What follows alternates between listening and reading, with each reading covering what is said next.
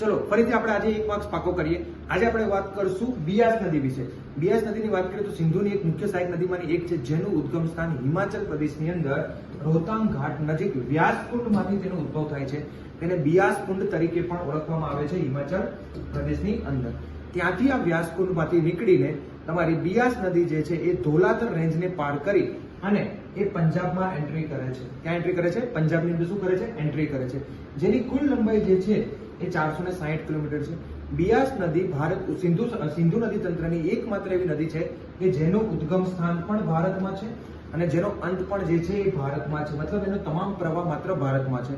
તે સતલુજ નદીને મળે છે પંજાબની અંદર હરીકે જગ્યાએ. કઈ જગ્યાએ મળે છે? હરીકે જગ્યાએ મળે છે. અને આ જ હરીકે જગ્યાએથી જે છે એ તમને ખબર હશે કે ઇન્દિરા ગાંધી કેનાલ કાઢવામાં આવેલી છે.